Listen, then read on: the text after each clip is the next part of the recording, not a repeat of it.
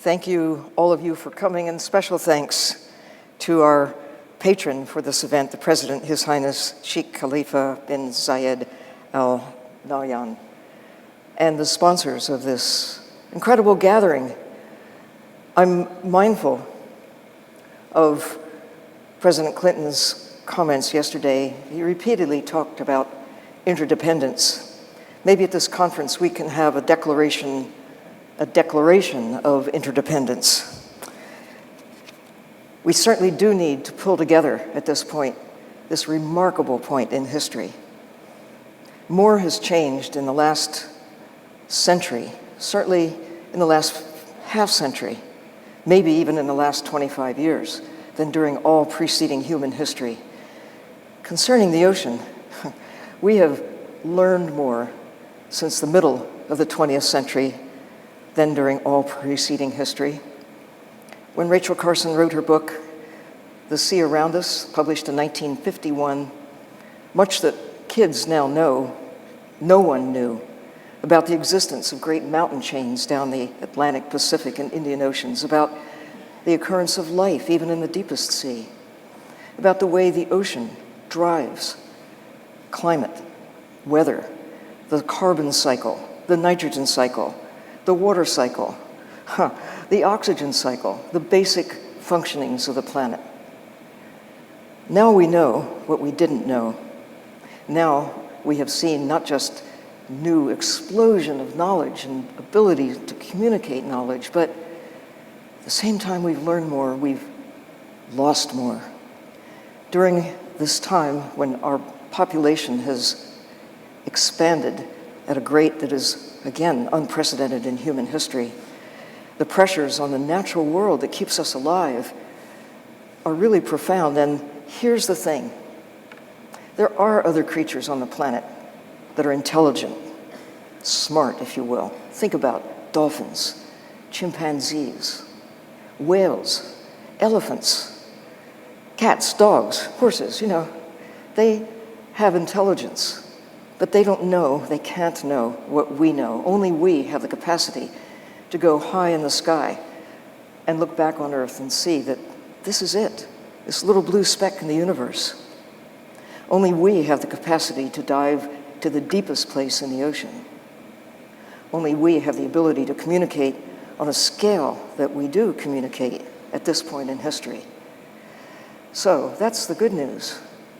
The not so good news is that much remains to be learned and incorporated. What we now know isn't really incorporated into the policies, the governments that we rely on to guide us through the present and future.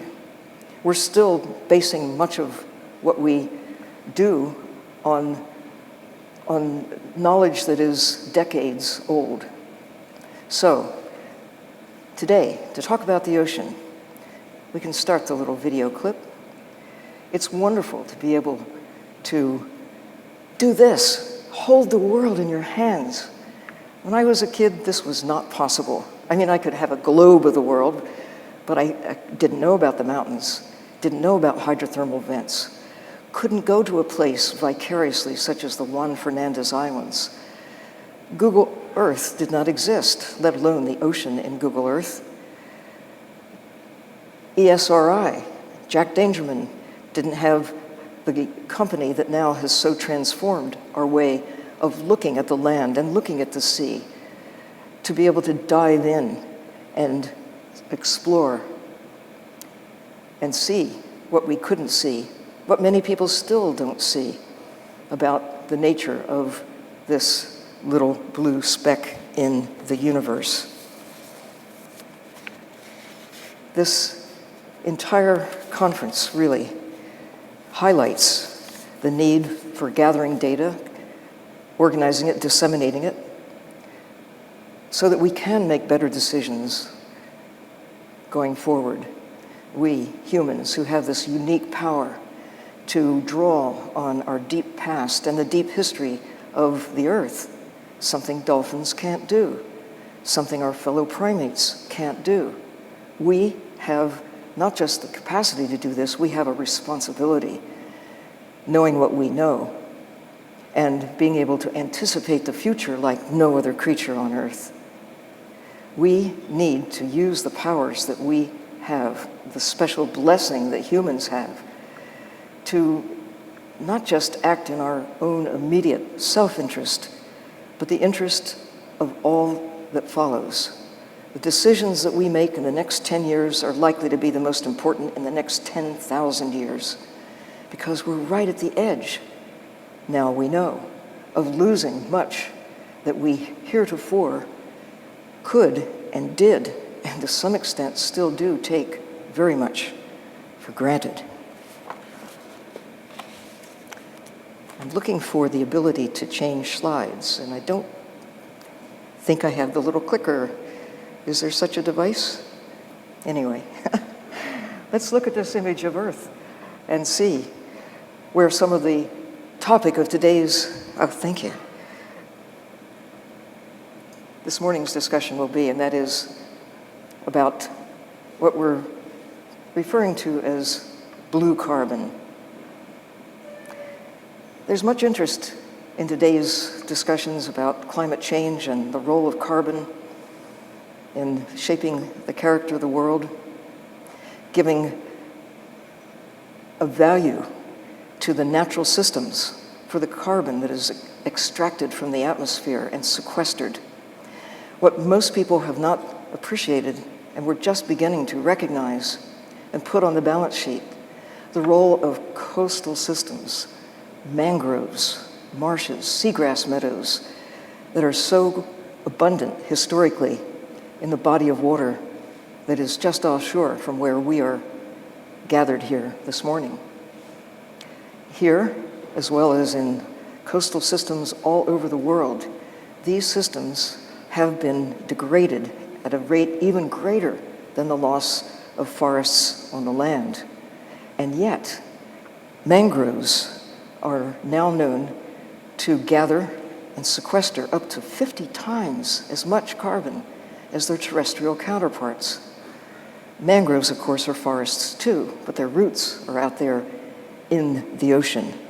There's so much that we need to think about and add to our calculations about how do we go forward? What does nature provide that we don't know how to duplicate with all of the technologies that we currently have available to us?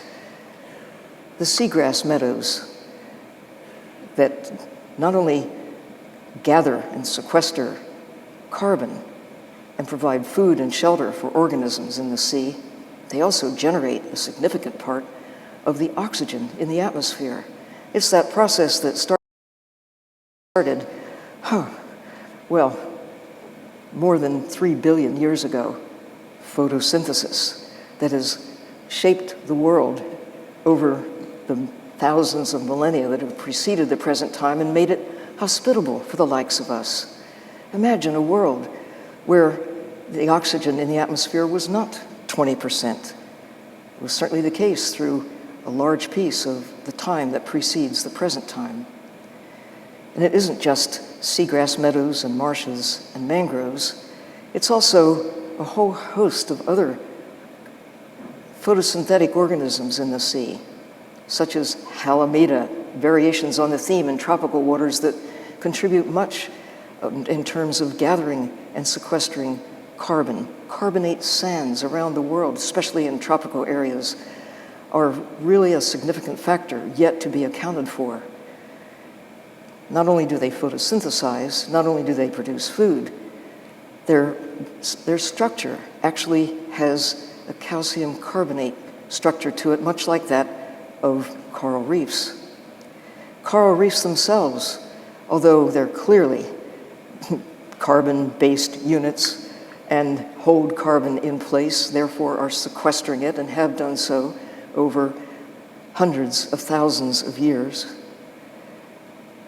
Up to 90% of coral reefs, quotes, so-called coral reefs, may actually consist of coralline algae, photosynthetic organisms Photosynthetic organisms not only live within the tissues of coral, but also around the base and the cracks and crevices, sometimes like pink paint over the rocks.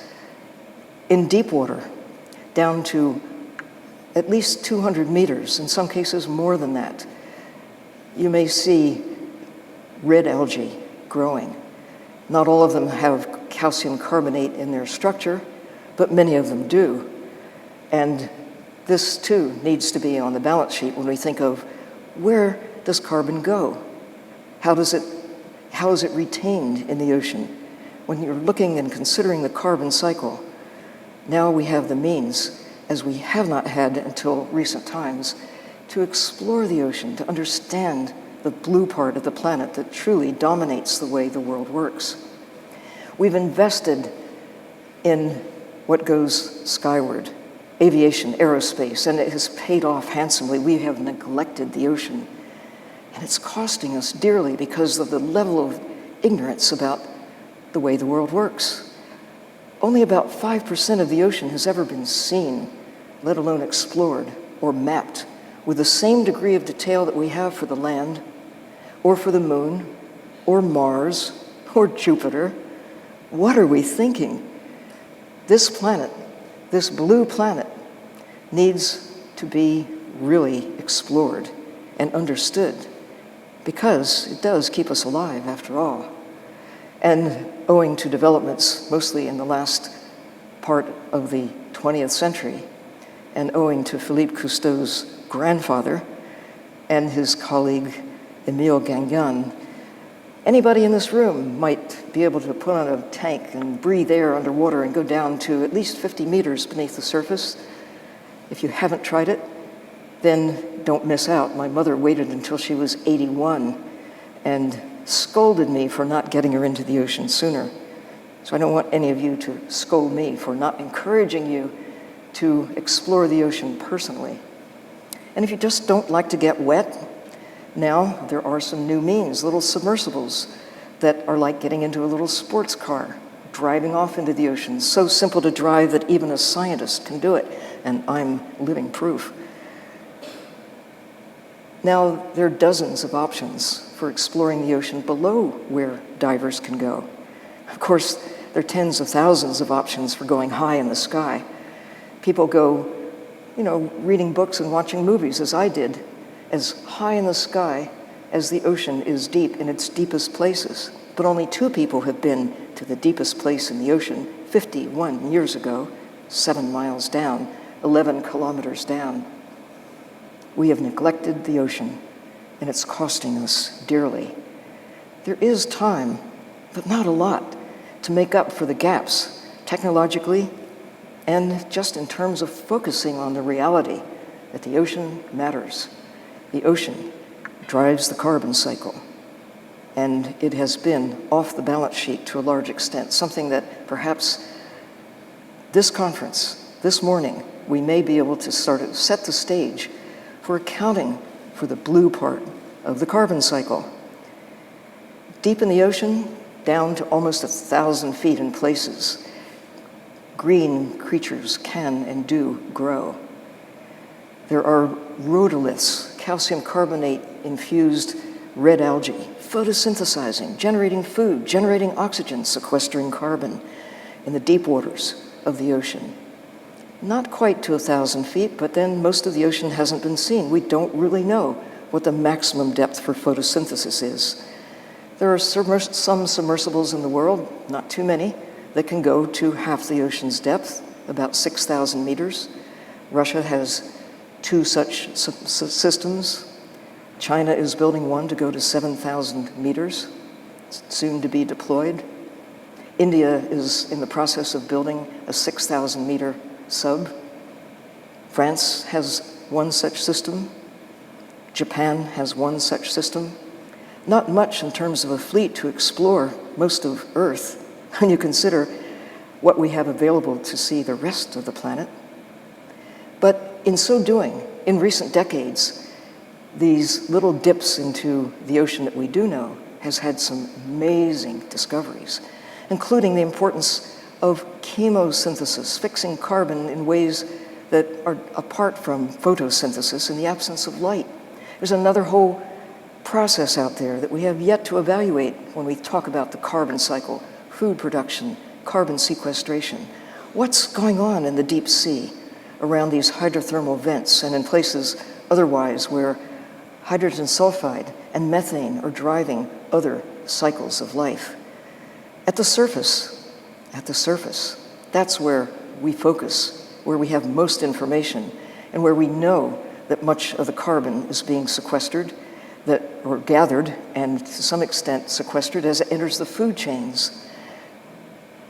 Out in the Atlantic Ocean, there's a floating golden forest of photosynthetic life, sargassum in the Sargasso Sea, providing shelter for a unique system of creatures, but also generating oxygen, grabbing carbon dioxide, helping to play a part in making the world function.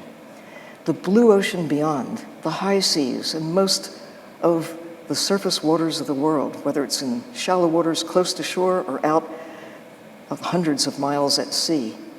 This is truly the blue engine that is driving the way the world works. It's where most of the oxygen in the atmosphere comes from.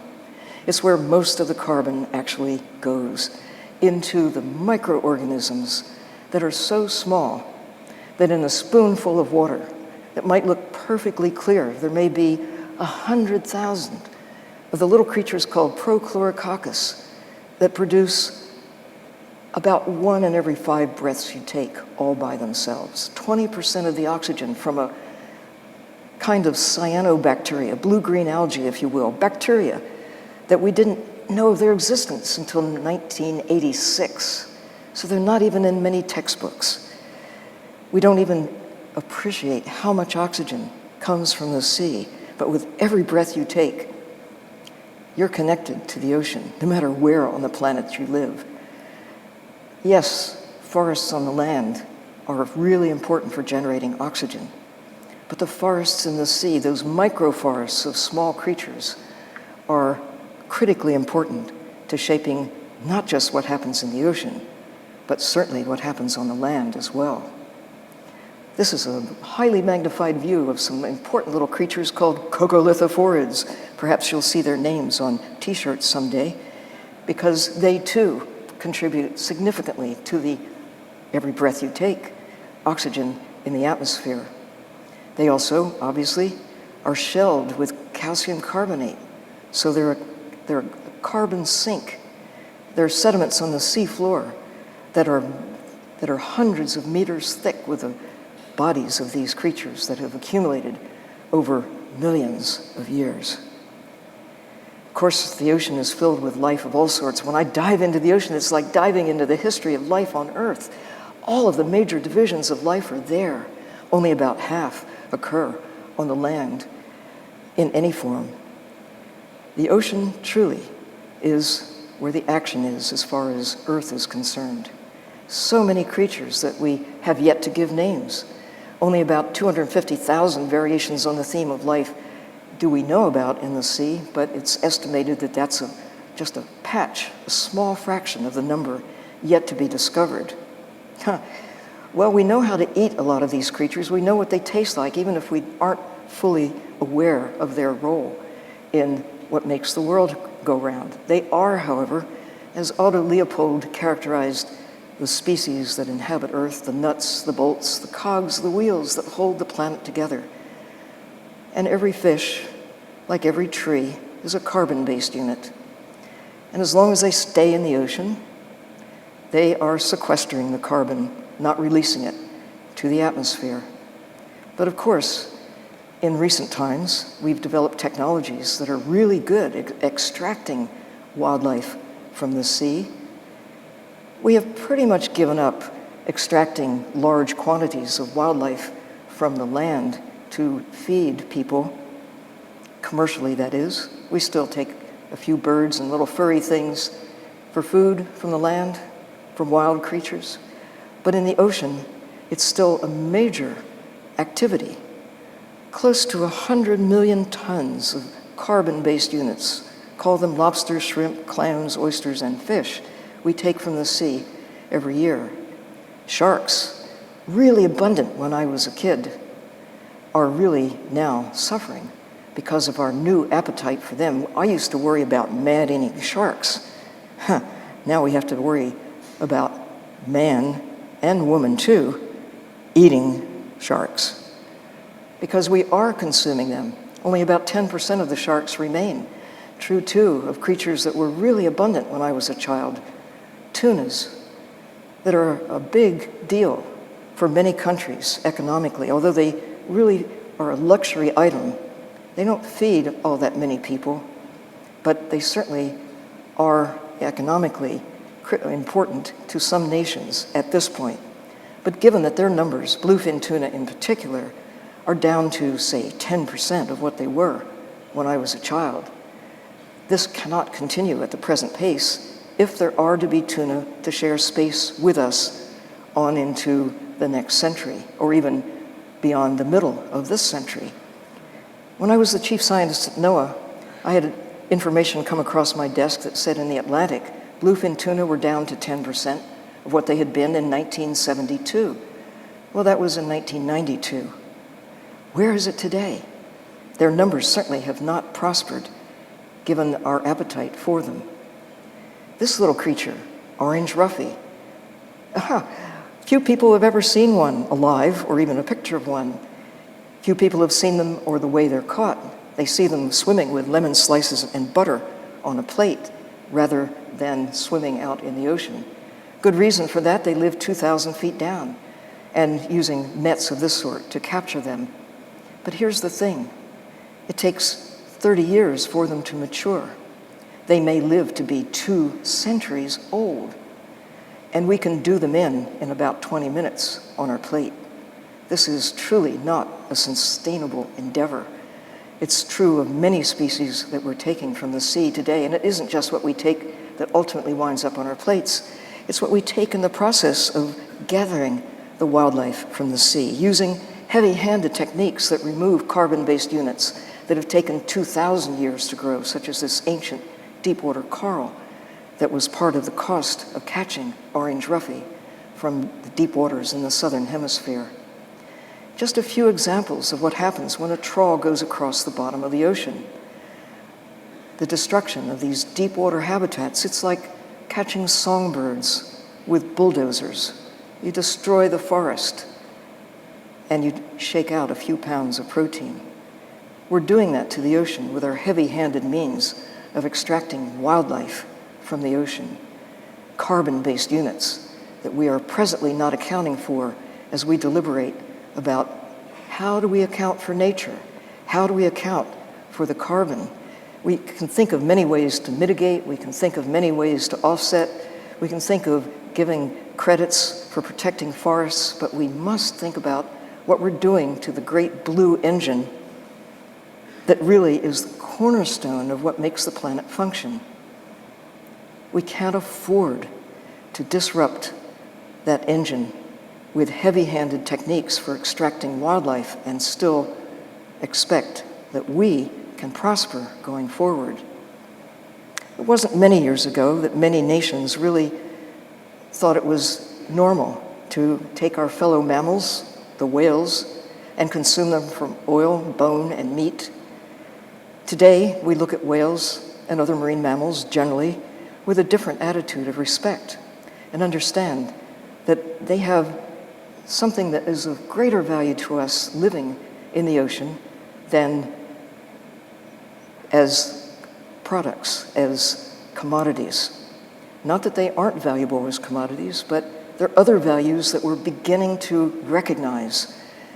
We're getting out of the Neanderthal stage of our existence and into something that will, if we use our special talents, our gifts, can take humankind forward with a place for ourselves within the natural systems that sustain us.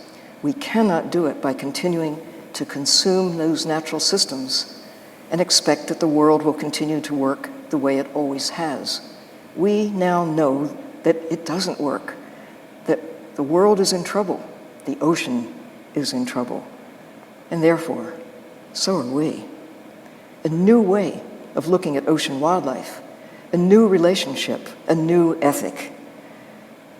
Several of the speakers that have been at this conference, Jane Goodall, certainly for one, speaks eloquently of making peace with nature, of the ethics, of our responsibility, not just to ourselves, but for all of those who are there in the future. And one way that we can be respected by those out there 50, 100, 500, 5,000 years in the future is to do everything in our power to protect what remains of the natural systems that keep us alive. The last little clip I want to share with you, we can move to right now, is of a place that at this point in history looks as though it may actually be given an insurance policy for the future. Could we move to the next little video clip, please? I was in Australia just a couple of weeks ago, where the declaration was made by the Prime Minister for the Environment, not the Prime Minister, Minister for the Environment, that close to 1 million square kilometers of the waters of Australia would be established for protection in the near future. At this conference, the Prime Minister of the Cook Islands, Henry Puna, has announced his intention, his nation's intention, by 2020 to have as much as 20% of the exclusive economic zone of his beautiful island nation as a protected area, and at least 1 million square kilometers of their ocean treasures protected by the time of the summit in Rio in June of this coming year. I think what's happening is I need to push the button one more time and take us to the alternatives if we fail on our watch to take care of the planet that takes care of us. There is an alternative. There's Mars, our sister planet, where some people would like to suggest that we could set up housekeeping, that we can terraform Mars to be a better place for humans to live someday far in the future. Meanwhile, it would seem that we are intent on Marsiforming Earth, transforming the systems, the water, the green, the blue, that keeps us alive. Now, could we please go to that last little video clip? It will take us onward and downward into a last glimpse of the ocean from the inside out, from the top down. Just imagine that you are diving today, 50 years, 500 years, 1,000 years from now, and still have the capacity to see systems such as this, to realize that it's our choice. On our watch, we will determine the future of coral reefs. Half of them are already either gone or they're in terrible shape based on the actions of the last century. The actions of the next 10 years will determine whether there will be or will not be coral reefs going on into the future. Blue carbon, blue earth, it's our home. It's our only real home. And this is the only real time that we have to take decisions that will determine whether we can or whether we will not secure an enduring place for ourselves within the natural, mostly blue systems that keep us alive. Thank you.